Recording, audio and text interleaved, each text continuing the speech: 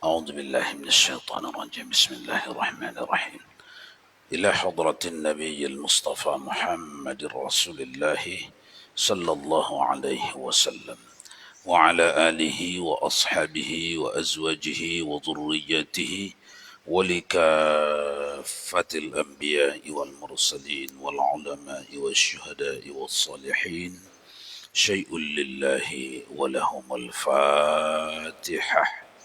أعوذ بالله من الشيطان الرجيم. بسم الله الرحمن الرحيم. الحمد لله رب العالمين.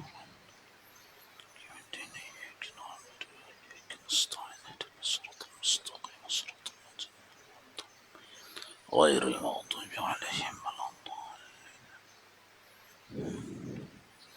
فقال المؤلف رحمه الله تعالى وأدم نفعنا بعلومه في الدارين آمين.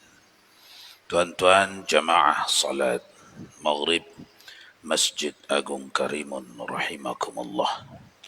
Kembali kita dalam kajian fiqih yang merujuk kepada kitab Fathul Mu'in, terjemahan halaman 125, bahagian atas. Memang kalau ia mengulangi dengan benar sebelum lama berselang, sempurnalah bacaannya.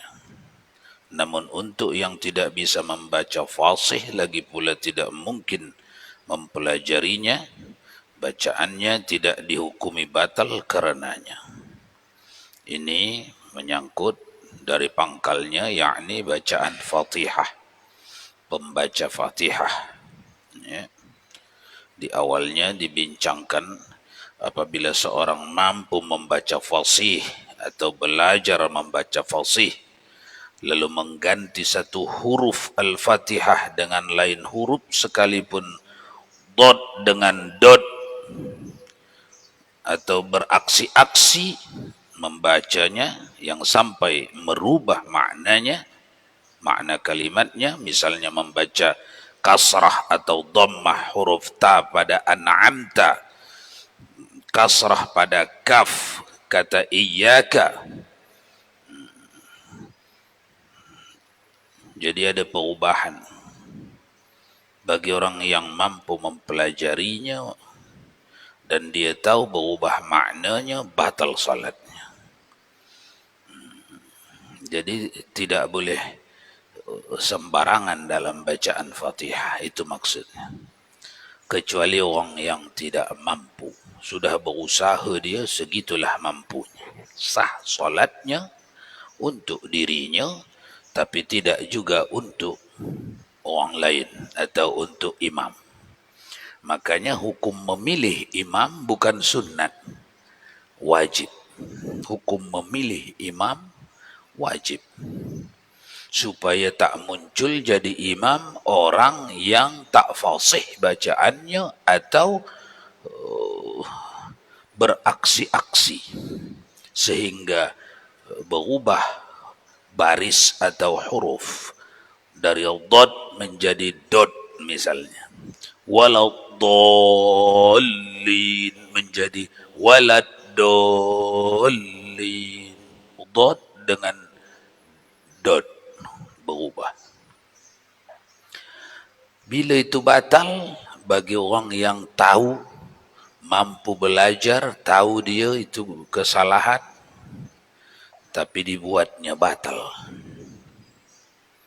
Bagi orang yang sudah bertungkus lumus berusaha untuk menyebut fasih tapi tak fasih, untuk menyebut tepat tapi tak tepat juga, seperti dah berusaha walau sudah belajar walau dhalin tapi tak juga keluar dot, yang keluar dot, sah solatnya untuk dirinya.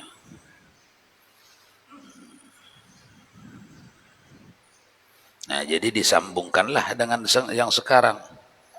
Memang kalau ia mengulangi dengan benar sebelum lama berselang, sempurnalah bacaannya. Jadi yang salah-salah itu diulangi ya, sampai betul. Diulangi sampai betul. Tapi jaraknya jangan lama-lama. Sepanjang orang membaca, pas itu menarik nafas, Membiarkan napas keluar, baru tarik lagi, baru baca lagi.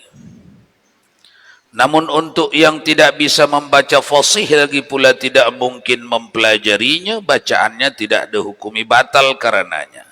Demikian pula untuk orang yang aksi-aksi membaca tetapi tidak sampai merubah makna, semisal membaca fathah huruf dal pada na'budu, dibacanya na'buda, fathah, beraksi-aksi tapi tidak sampai merubah makna.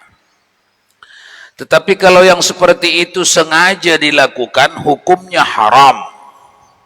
Kalau tidak sengaja, hanya makruh. Kalau sengaja dia membuatnya itu, sadar dia. Awak tadi na'buda. Kenapa na'buda? Tak tahu saya. Tak apa-apa. Saya rasa na'budu juga. Tak apa-apa. Kalau sengaja dia tahu, maka itu haram bagi orang yang mengetahuinya. Makruh bagi yang tidak. Ulama mutaqaddimin dan mutaakhirin berselisih pendapat tentang membaca alhamdulillah. Semestinya alhamdu, dia baca alhamdu dengan huruf H, dan membaca huruf qaf pada makhraj antara qaf dengan kaf. Dalam syarah Al-Minhaj, guru kita memantapkan terhadap dua bacaan itu sebagai yang batal. Selain bila masih dalam waktu-waktu belajar, itu batal. Kecuali orang itu sedang dalam belajar. Mengubah ha kepada ha itu batal. Kecuali orang itu masa-masa belajar. Maknanya solatnya tidak sah. Jangankan jadi imam, untuk dia sendiri tak sah. Kecuali dia dalam masa-masa belajar.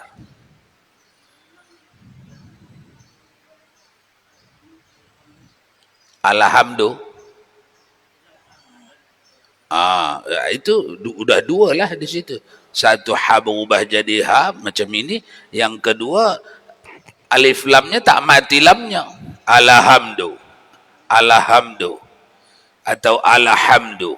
Ala. Jangan ala. Al.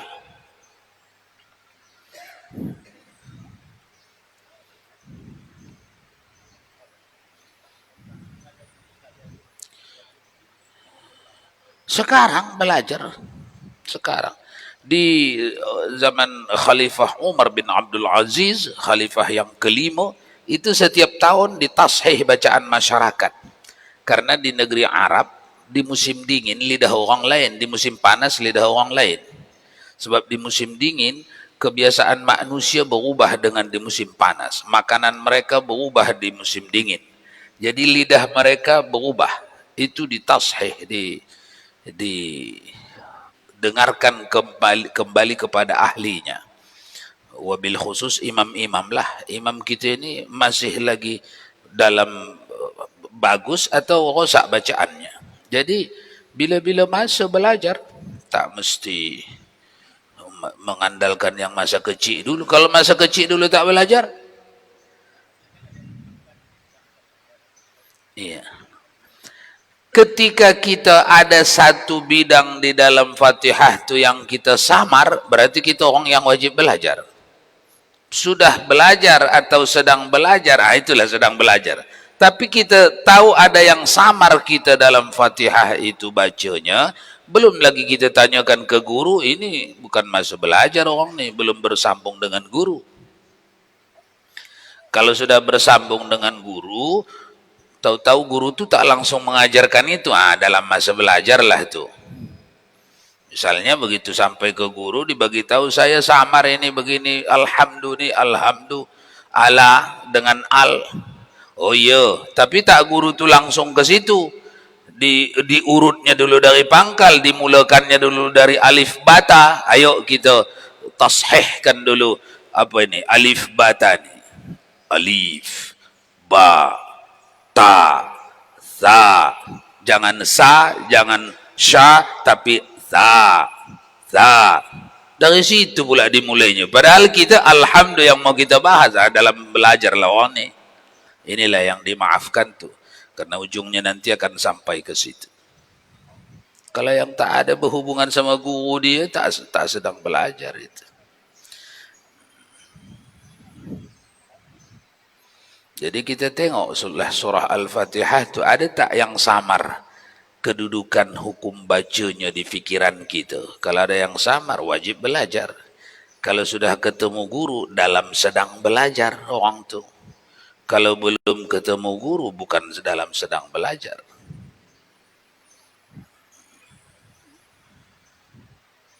Baik. Dalam syarah Al-Minhaj, guru kita memantapkan terhadap dua bacaan itu sebagai yang batal, selain bila masih dalam waktu belajar. Tapi guru beliau Zakaria memantapkan, ini Zakaria Ansari maksudnya, seorang mujtahid mazhab di dalam mazhab Asy-Syafi'i, hidup di tahun 900 Hijriah, Zakaria Ansari memantapkan terhadap bacaan kedua sebagai yang sah. Demikian pula Al-Qadhi ini maksudnya Al-Qadhi Iyad. Qadhi Iyad namanya. Qadhi Iyad ini sama dengan Zakaria Ansari. Sama-sama mujtahid mazhab. Sama-sama tidak sah fatwa Syafi'i diamalkannya sebelum digalinya dalil-dalilnya. Karena dia dianugerahi Allah kemampuan ilmu untuk melihat apa dalil Imam Syafi'i memfatwakan ini. Jadi yang kita mengambil daripadanya, maka ikutlah kita melihat hukum setiap satu dari fatwa-fatwa Imam Syafi'i.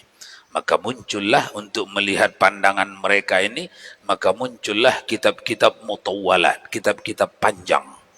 Yang 25 jilid, 30 jilid, 35, kitab-kitab panjang. Karena setiap satu dari fatwa Imam Syafi'i, mereka terangkan dengan dalilnya semua, dengan pengambilannya. Itulah kitab Tuhfah, kitab Nihayah, kitab Raudah, kitab Majmu'. Ini semuanya menerangkan apa yang dimaksud Imam Asy-Syafi'i dan dari mana diambilnya, mana dalilnya, macam mana caranya supaya sampai kepada keputusan itu. Misal dalam Fatihah wajib bismillah kata Imam Syafi'i. Bagaimana Imam Syafi'i sampai kepada keputusan itu dah selesai semuanya, dituliskan oleh mujtahid mazhab. Di antaranya inilah dia Zakaria Ansari, Qadhi Iyad, dan Ibnu Rif'ah. Baik, tapi guru beliau Zakaria Ansari memantapkan terhadap bacaan kedua sebagai yang sah, demikian pula Al-Qadhi dan Ibnu Rif'ah terhadap bacaan pertama. Apabila seorang yang mampu membaca dengan fasih atau tidak mampu lantaran tidak mau belajar, jadi sudah dua orang itu ya, dua orang. Satu mampu membaca fasih, yang ini tidak mampu baca fasih, tapi karena tak belajar. Buktinya cakap dia fasih dia, tapi membacakan Fatihah tak fasih dia, karena tak belajar. Menghilangkan tasdid suatu huruf, misalnya membaca Ar-Rahmanu dengan Al-Rahman, maka solatnya batal bila ia sengaja melakukan dan mengetahui akibat hukumnya. Kalau tidak, maka tidak sah, hanya kalimat yang dibacanya saja, dibacanya itu. Ar-Rahman dibacanya Al-Rahman. Tak ada yang berubah di situ, hanya hukum tajwid saja di situ yang tak diamalkan. Memang tulisannya itu Al-Rahman, tapi tak boleh baca Al-Rahman, mesti baca Ar-Rahman. Datang orang ni dibacanya Al-Rahman. Bahkan di dalam bercakap-cakap diizinkan orang membacanya Al-Rahman. Tapi ini di dalam membacakan Al-Quran tak boleh. Lalu dibacanya Al-Rahman. Orang ni tak tahu, sebab tak belajar. Orang ni tahu tapi mengabaikannya. Batal bacaan tu. Wajib dia mengulang bacaan yang Al-Rahman tu sahaja. Kok itu saja yang diulang? Karena tak mengubah makna. Ringan dia. Tak mengubah makna. Tetap di situ maknanya. Lain nanti kalau sudah mengubah makna. Akan ada contoh di bawahnya itu, kalau sudah mengubah makna langsung batal. Jadi yang tidak sah hanya kalimat yang dibacanya itu. Diulanginya lah balik. Ar-Rahmanir Rahim. Kalau ia menghilangkan tasydid pada iyyaka dengan sengaja serta mengetahui maknanya, maka ia kafir. Karena maknanya amatlah rosak. Dia tahu artinya kalau dihilangkan tasydid, dia berani menghilangkan tasydidnya, solatnya batal, dia kafir. Pada iyyaka, hati-hati itu iyyaka.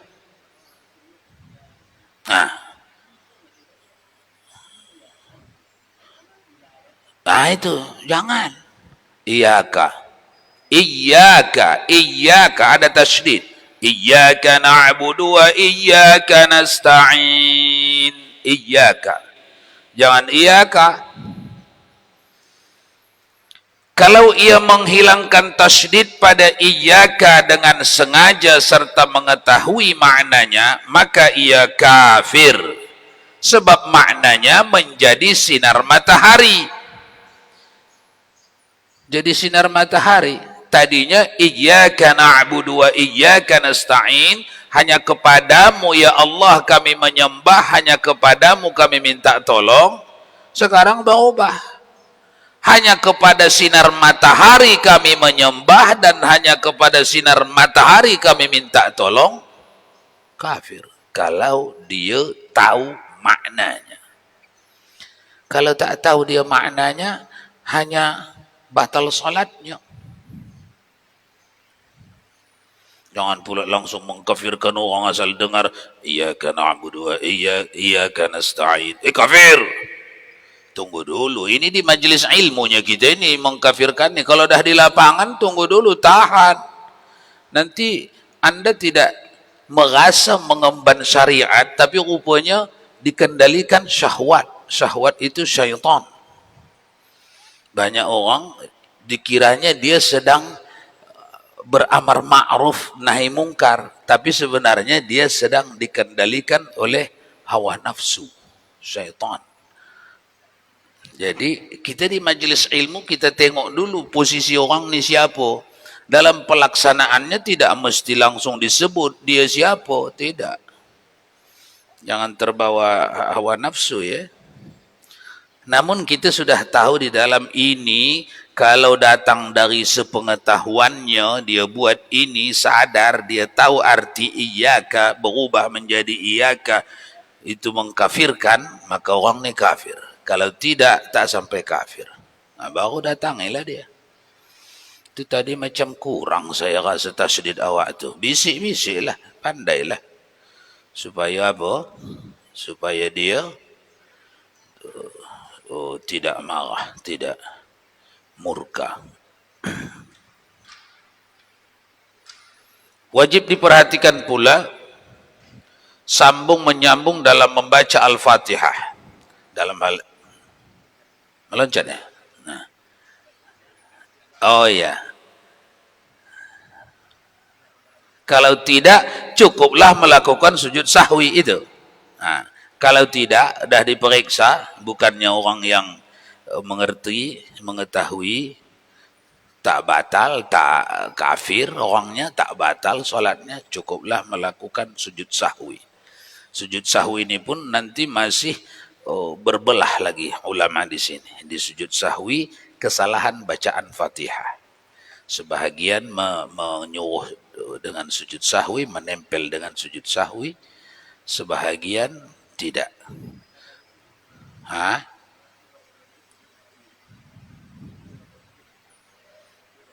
Iya, pakai sujud. Amalkan. Sujud sahwi satu kali. Mau berapa kali pelanggaran pun dalam sholat itu sujud sahwinya satu kali. Maksud satu kali apa ini? Dua kali sujud. Jangan pula satu kali sujud awak. Sujud sahwi bukan satu kali sujud. Jangan samakan sujud sahwi dengan sujud tilawah atau sujud sajadah. Sujud tilawah atau sujud sajadah itu sujud satu kali. Naik lagi balik. Kalau sujud sahwi tempatnya tidak berubah. Setelah fil alamina innaka hamidum majid baru sujud. Tempatnya di situ saja. Belum. Fil alamina innaka hamidum majid sujud dua kali. Bukan satu kali. Itu bezanya dengan sujud tilawah. Ada juga kadang orang lupa satu kali. Ya kalau lupa dapat pahala sikit lah. Tapi kalau bersengaja tak dapat pahala. Karena itu bukan sujud sahwi. Sujud sahwi ialah dua kali sujud setelah selesai tahiyat akhir sebelum salam. Itu dia. Dua kali sujud.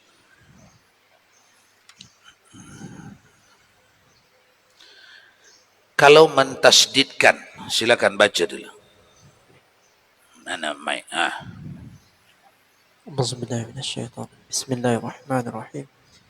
Kalau mentasdidkan huruf yang tidak bertasdid tetap sah, namun haram bila disengaja. Seperti halnya sedikit berhenti di antara sin dan ta pada kata nasta'inu. Wajib diperhatikan pula sambung. Sekejap. Ada masalah tak? Faham tak? Kalau mentasdidkan huruf yang tidak bertasdid tetap sah. Namun haram bila disengaja. Tengok, sah tapi haram. Jadi sekurang-kurangnya begitulah. Apa ini? Yang tak bertasdid ditasdidnya. Walaupun sah tapi pekerjaan itu haram. Nanti ada kaidah, kalau imam ni secara berulang-ulang membikin haram, tak sah tak berpahala berjamaah dengan dia.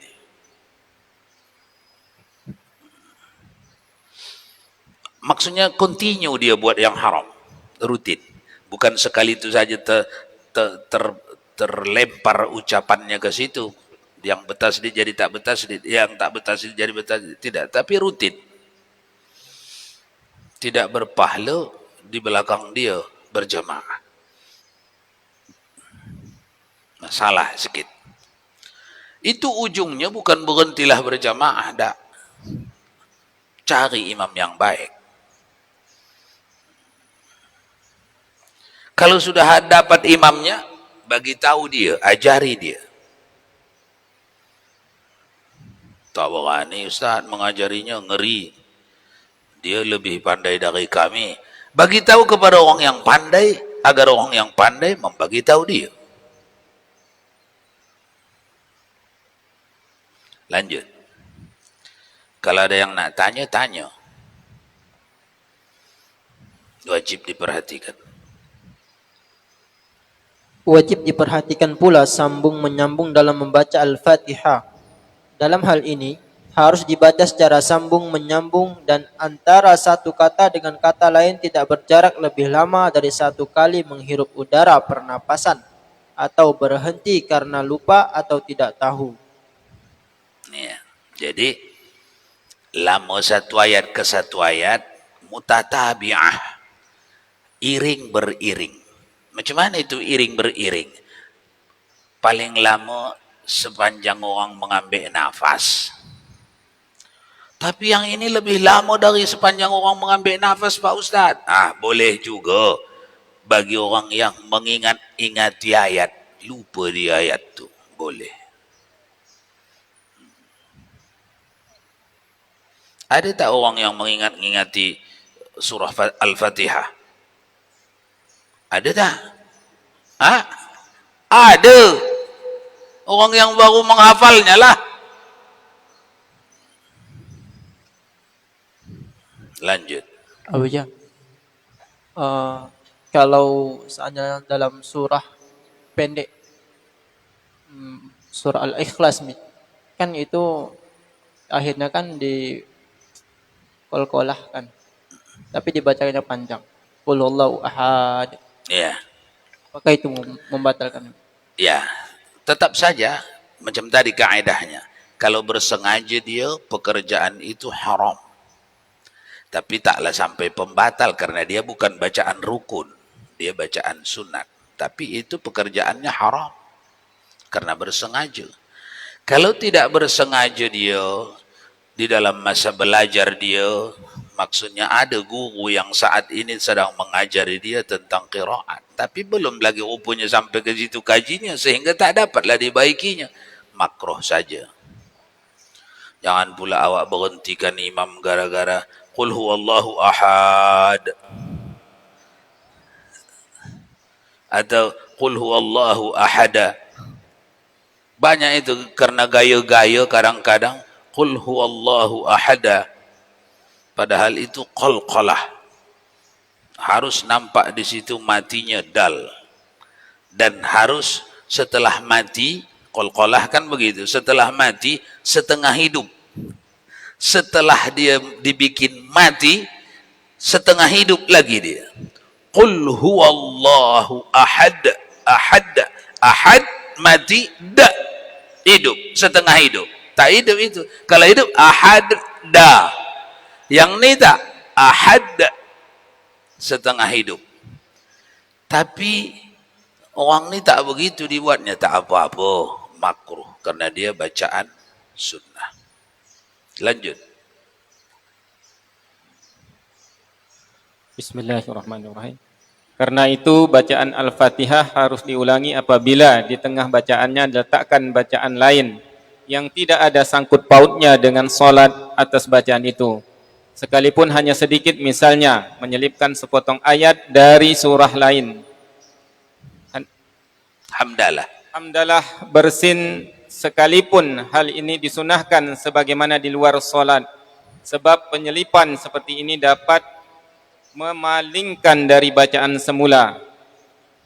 Kalau yang diselipkan itu bacaan yang ada sangkut pautnya dengan solat, Fatihah tidak perlu diulangi. Misalnya membaca amin, sujud tilawah, doa baik permohonan anugerah atau perlindungan dari siksa, dan kalimat bala wa ana atau benarlah kami ikut menyaksikan hal itu.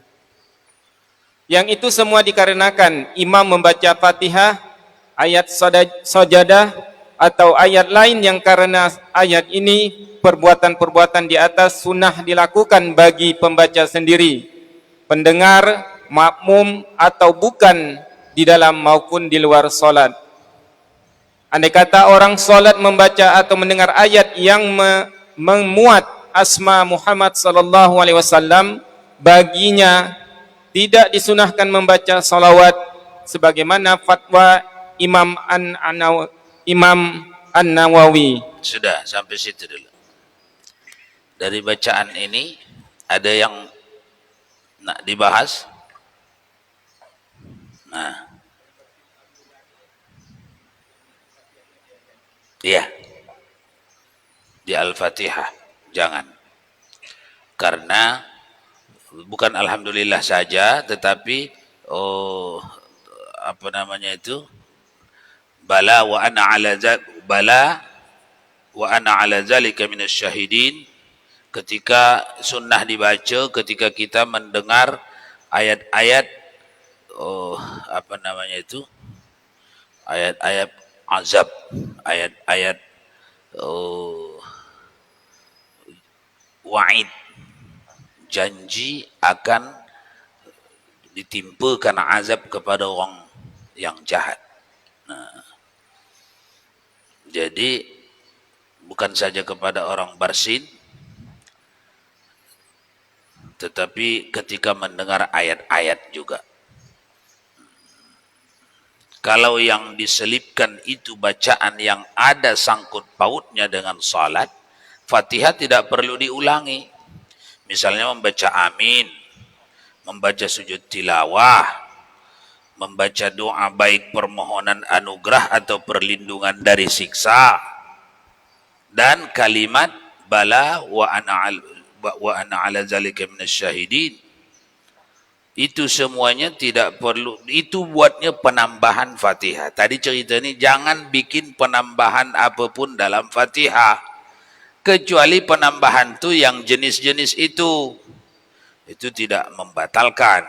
Satu, yang itu semua dikarenakan imam membaca Fatihah, ayat sajadah atau ayat yang lain yang karena ayat ini perbuatan-perbuatan di atas sunnah dilakukan bagi pembaca sendiri, bagi pendengar, bagi makmum atau bukan makmum. Bukan makmum, orang duduk-duduk. Didengarnya orang solat ini membacakan ayat-ayat azab misalnya. Sunat dia membaca bala wa ana ala zalika minasyahidin. Andaikan orang salat membaca atau mendengar ayat yang memuat asma Muhammad sallallahu alaihi wasallam, baginya tidak disunnahkan membaca solawat. Tadi kalau ayat-ayat azab kita dengar, sunat membaca bala wa ana ala zalika minasyahidin. Tapi kalau mendengar nama Nabi Muhammad disebutkan, sedangkan kita di dalam salat, kita tidak sunnah untuk menjawab dengan solawat. Itu maksudnya. Itu fatwa An-Nawawi. Jadi ini semuanya potongan dari kitab Mutawwalat. Di sini di kitab Mutawwalat An-Nawawi memfatwakan ini tidak sunat dijawab kalau kita di dalam salat. Bila disebutkan orang nama Muhammad, tidak sunat dijawab dengan salawat sallallahu ala sayyidina Muhammad kalau kita di dalam salat. Lanjutannya di kitab Tuhfah, di kitab Nihayah, kalau di dalam salat kita itu ada sebutan Muhammad, maka sunat kita dengan sayyidina. Tapi di sini tak muncul karena bukan sedang membahas sayyidina. Lanjut.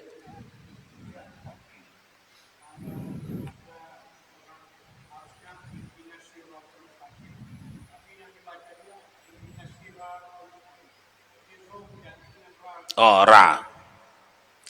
Ro dengan ra ini tidak sampai mengubah makna. Tidak sampai mengubah makna, berarti tidak membatal. Hanya ini pekerjaan ini haram kalau dia tahu hukumnya dalam qiraat yang dibacanya bukan ra tetapi ro. Kesimpulannya, jawabannya supaya ringkas, tidak sampai batal solatnya, tapi wajib dia belajar qiraah fasahah. Wajib belajar fasahah. Ra bukan ra. Mungkin kebiasaan cakap sehari-hari dia. Kalau cakap sehari-hari, Assalamualaikum warahmatullahi wabarakatuh. Wabarakatuh. Karena sudah dianggap bahasa dia. Padahal kalau dianggapnya itu tetap masih bahasa Arab, tak boleh dibacanya wabarakatuh. Mesti wabarakatuh. Ro. Tapi tidak batal ya. Karena tidak berubah makna.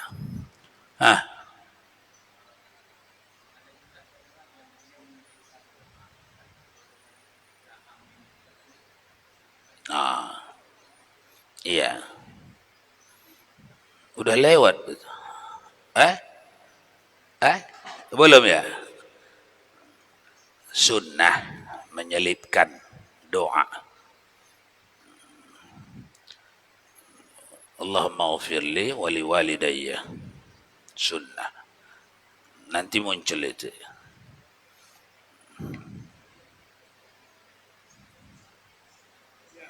Ya. Lanjut. khutbah Jumat. Nah,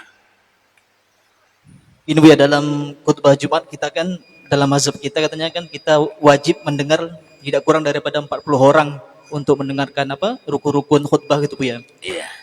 Nah sekarang dalam rukun khutbah itu salah satunya kita menyebut nama Nabi. Apakah dalam saat khotib apa menyebut nama Nabi itu perlu kita diam ataupun kita apa boleh untuk menyebut selawat gitu Bu ya dalam khutbah itu Bu ya? Mungkin itu saja Bu ya. Sekian, assalamualaikum warahmatullahi wabarakatuh. Baik. Yang pertama, sebelum dijawab, saya hendak menerangkan dulu mafhum kalimat yang ada di kitab-kitab fikih. Itu khutbah itu wajib didengar, terdengar kepada 40 orang yang sah Jumatnya. Hati-hati, bukan wajib didengar oleh 40 orang yang sah khutbah, yang sah salat Jumatnya, bukan. Wajib terdengar kepada 40. Terdengar. Ini suara saya ini sudah terdengar ke sana. Perkara orang yang duduk sana tak mendengarnya sebab dia sedang tidur atau sedang bercakap-cakap, tidak merusak khutbah. Jadi itu dulu difahami dulu. Wajib terdengar. Bukan wajib didengar. Orang yang sop nomor 10 udah dengar tak? Belum. Karena dia ribut atau karena dia bercakap-cakap. Karena di lokasi dia itu ada orang bercakap-cakap, dia tak dengar. Tapi sekiranya didiamkan itu, dia akan dengar, sah. Jadi tuan-tuan, yang dimaksud yang wajib 40 orang, kedengaran kepada 40 orang itu, maksudnya itu adalah tingkat kuatnya suara saya ini, kalau sekiranya ayam tak ada bising-bising di belakang, sudah kedengaran kepada 40 orang yang duduk. Itu sudah terpenuhi syarat. Sudah terpenuhi syarat. Satu. Yang kedua yang ditanyakan tuh apa namanya? Salawat yang di dalam khutbah itu, apa tadi soalannya itu? Bolehkah menjawab salawat yang disebut-sebut si khatib itu? Boleh menjawabnya itu. Karena tidak menjadi rukun Jumat itu kita diam kita itu tidak. Hanya itu afdaliyah. Afdaliyah. Dianjurkan kita diam. Bahkan sebenarnya yang paling, kalau kita runut ke mutawwalat, yang paling disuruh mendiamkan fikiran daripada mengingat selain Allah. Itu makanya dilarang Nabi sahabat memainkan batu, memainkan tasbih. Karena dengan memainkan tasbih, orang kalau dijiwainya tasbihnya, hatinya kepada apa yang dizikirkannya. Kepada yang dizikirkannya belum tentu sedang yang disebut oleh imam, yang oleh khatib. Jadi dilarang Nabi, hentikan dulu, fokus ke situ. Kotak jalan. Kotak jalan ini sudah kita bincang berkali-kali. Larangannya sebenarnya secara dasar tak ada, suruhannya tak ada, larangannya tak ada. Kenapa? Kalau tak ada secara dasar, secara umum, secara aradinya ada tak? Ada. Apa itu? Inilah masa di mana si jamaah ini untuk apa namanya itu, sama-sama berada di sini. Kalau tadi sebelum khatib ada yang belum masuk, nanti setelah sholat ada yang sudah pulang, yang sama-sama di sini bila, inilah dia. Cuman pandai-pandailah, pengurus masjid pun pandai-pandailah, masyarakat pun pandai-pandailah. Kalau kota itu jauh lagi di sana, tak payah awak fikir-fikirkan, fokuslah ke sini, fokuslah ke khutbah. Pas di depan awak sajalah awak memikirkan kota. Terpindahkannya pikiran dari khatib kepada kota sekejap saja dibandingkan dengan tidak hasilnya pemungutan biaya, Sedangkan pemungutan biaya itu menunaikan kewajiban masyarakat itu. Karena masyarakat itu wajib bersama-sama mereka memikul operasional masjid mereka. Itu bukan sunat, wajib. Kalau masjid yang dibiayai masyarakat total lah, itu kewajiban masyarakat. Mereka itu wajib bersama-sama memikul apa-apa yang diperlukan oleh masjid mereka. Satu, kewajiban itu tak dapat maksimal untuk sama-sama dipikul kalau tadi sebelum khutbah, atau nanti selepas pun khutbah langsung bubar. Banyak yang bubar. Jadi tak sama-samalah memikulnya. Sedangkan ini kewajiban. Memikulnya ini sama-sama ini kewajiban, bukan sunat. Masjid yang dibiayai oleh masyarakat, itu kewajiban. Bagaimana supaya dapat? Disitulah sama-sama harus ada ilmu. Pengurus masjid harus ada ilmu. Niat dia supaya tercapai sama-sama menunai kewajiban. Itu niat dia. Karena bukan kewajiban pengurus saja itu menghidupkan masjid masyarakat. Kewajiban semuanya orang yang ada di situ. Niat si pengurus, mana waktu yang bisa sama-sama kami memikul beban ini. Si jamaah dengan ilmu juga lah dia. Kalau masih jauh lagi di tepi sana, tabung itu tak apa ya membidik-bidik itu, memikir-mikir itu. Memanglah tinggal awak mendengarkan khutbah. Tapi apa guna dipikirkan itu? Pas di depan awak saja nanti baru fikirkan. Pindahlah ingatan dari mendengarkan khatib kepada tabung. Tapi sekejap, kewajiban tertunai. Satu, dibanding yang satu lagi. Supaya dibanding, itu hukum aradi itu, fikih aradi itu selalu begitu. Imma ini, supaya adil kita. Dibanding yang satu lagi. Apa itu yang satu lagi? Ini sedang khutbah. Nabi melarang menggerakkan tasbih saja pun Nabi larang. Awak menggerakkan benda besar, apa namanya itu, tabung itu. Jangankan tabung sebesar ini, Nabi menggerakkan khutbah tasbih kecil saja Nabi larang. Tidak, tak mau. Oke, itu yang kita amalkan. Hasilnya apa? Meletak tabung di luar tumpuk kondisi ini. Mana itu? Sebelum khutbah. Orang belum lagi banyak. Atau sesudah khutbah. Kaum degil-degil mengelak-ngelak dia. Padahal kewajiban kita sama-sama nih, tak boleh ngelak sebenarnya. Kalau urusan mengurusi masjid, mengurusi anak yatim, mengajarkan Al-Quran di kampung itu, tak boleh ngelak. Itu kewajiban kita semua. Bukan orang kaya saja itu, bukan orang yang mau-mau saja itu, bukan. Kewajiban semua. Kalau ada orang yang berkali-kali dia berhasil lolos, tak dapat tabung dia.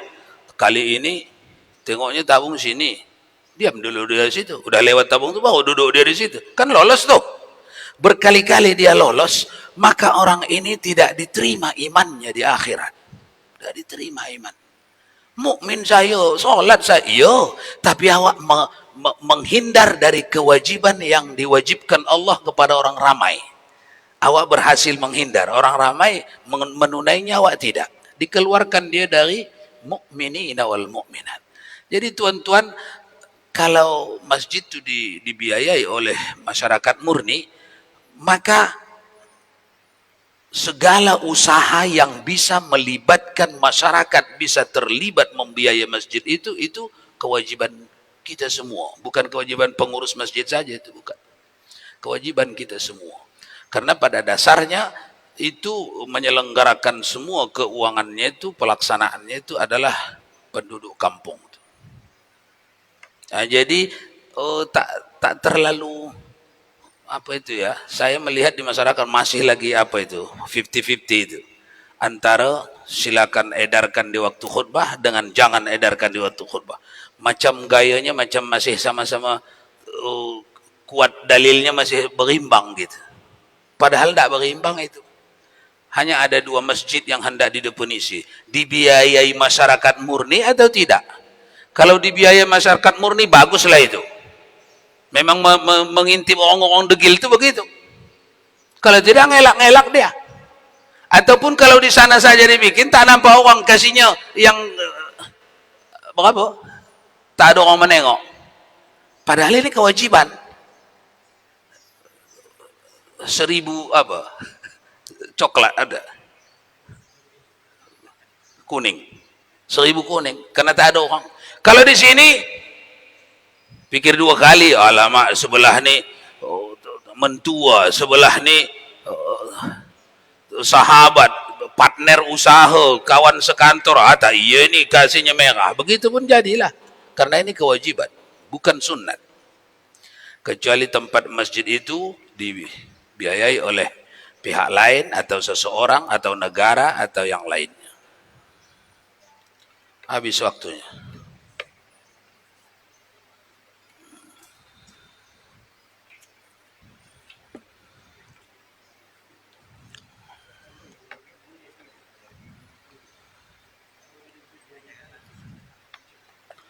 أعوذ بالله من الشيطان الرجيم بسم الله الرحمن الرحيم الحمد لله رب العالمين والصلاة والسلام على أشرف الأنبياء والمرسلين سيدنا ومولانا محمد وعلى آله وصحبه أجمعين اللهم يا عليم يا عظيم يا غفور يا ودود اللهم زدنا علما وارزقنا فهما اللهم ربنا علمنا الذي ينفعنا ربنا فقهنا وفقه أهلنا وقربات لنا في ديننا مع أهل القطر أنثى وذكر ربنا وفقنا ووفقهم لما ترتضي قولا وفعلا كرما وارزق الكل حلالا دائما برحمتك يا عزيز يا غفار يا رب العالمين يا مقلب القلوب ثبت قلوبنا على دينك وعلى طاعتك برحمتك يا أرحم الراحمين وصلى الله وسلم على سيدنا محمد وعلى آله وصحبه أجمعين سبحان ربك رب العزة عما يصفون وسلام على المرسلين والحمد لله رب العالمين.